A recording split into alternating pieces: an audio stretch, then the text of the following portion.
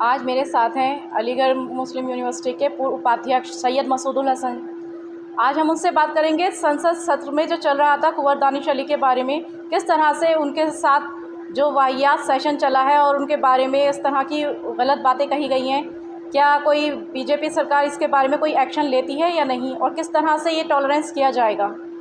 बताइए सैयद मसूदुल हसन जी। देखिए, ऐसा है कि जिस तरह से जो कुछ भी अभी हुआ है पार्लियामेंट के अंदर, लोकसभा में,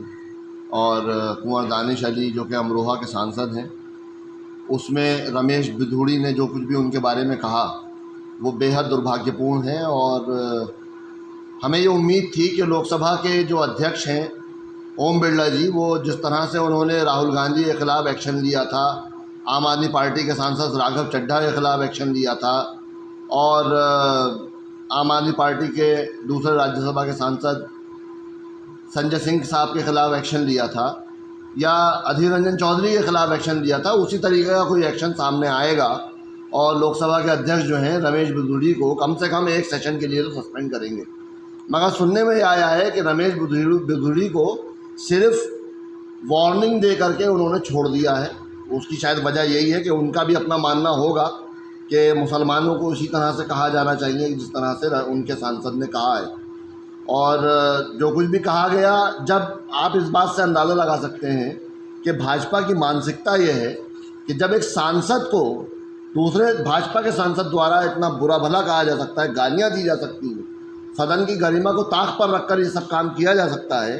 तो आज की तारीख़ में जो हिंदुस्तान के अंदर मुसलमान रह रहे हैं उनके ख़िलाफ़ कितना ज़्यादा मानसिक जहर भाजपा वालों में और इनके समर्थकों में घुला हुआ है, बहुत आसानी से इस बात का अंदाज़ा लगाया जा सकता है। अच्छा, मैं एक बात और कहना चाहूँगी, जिस तरह से राहुल गांधी कांग्रेस के जो युवा नेता हैं उनके ऊपर किस तरह के एलिगेशंस लगाए जाते हैं, कोई भी बात होती है तो उनके ऊपर फ़ौरन ही केस दायर कर दिया जाता है, या कोई भी एलिगेशन लगा के उन्हें सीबीआई का छापा लगने लगता है। तो आखिर वो अपने नेताओं पे क्यों नहीं करती बीजेपी, ये लगाम अपने नेताओं पे भी कसे? देखिए, सवाल इसी बात का उठाया जा रहा है कि राहुल गांधी ने सिर्फ इतना कहा था कि ज़्यादातर चोर मोदी ही क्यों होते हैं। उनका तात्पर्य ये था कि नीरव मोदी जैसे पैसे लेके भाग गया, और दूसरा वो आईपीएल का जो मोदी था उसने हिंदुस्तान के पैसों का पे गबन किया, डकैती डाली। ये उनका आशय था कहने का। लेकिन भाजपा की सरकार ने, या वहाँ के जो गुजरात की जो निचले दर्जे की अदालत थी, वहाँ पर किस तरह से दबाव बना के राहुल गांधी के ख़िलाफ़ 2 साल की सज़ा कराई गई,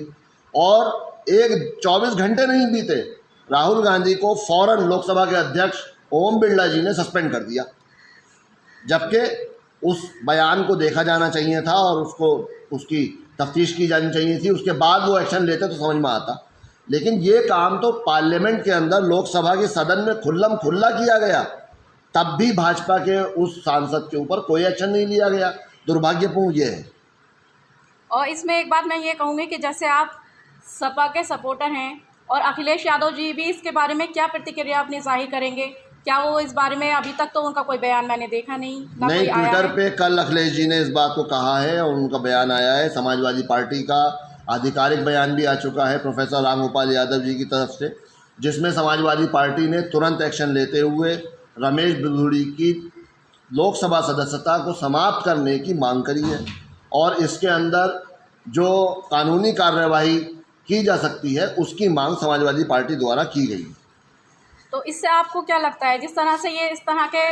हो रहे हैं, विवादित बयान सांसद में दिए जा रहे हैं, क्या ये इस तरह के आपको नहीं लगता कि एक कम्युनिटी को टारगेट किया जा रहा है? देखिए, जब से 2014 से जो ये सरकार आई है भाजपा की, उसके बाद से ही हम कई तरह के घटनाक्रम हिंदुस्तान में देख चुके हैं, जहां पर मॉब लिंचिंग से लेकर के सारे काम हुए आम जनता के साथ, आम मुसलमानों के साथ। मगर अब तो ये हद हो गई कि सिर्फ बसपा का एक सांसद, जो सिर्फ मुसलमान होने की वजह से भाजपा के सांसद द्वारा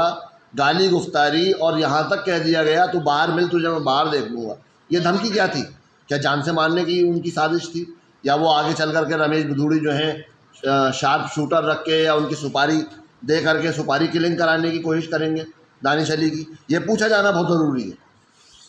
तो क्या आपको लगता है कि इस कम्युनिटी को सबसे ज़्यादा खतरा है, एक कम्युनिटी को टारगेट किया जा रहा है, तो गवर्नमेंट के थ्रू क्या बीजेपी को इसका सपोर्ट करना चाहिए, उसके फेवर में कुछ बोलना चाहिए कि किस तरह से कुंवर दानिश अली को परेशान किया गया, एक संसद में एक टारगेट बना के उनको घेरा गया, क्या ये सही था या नहीं था, और बीजेपी इसके लिए क्या एक्शन लेगी और कब तक लेना,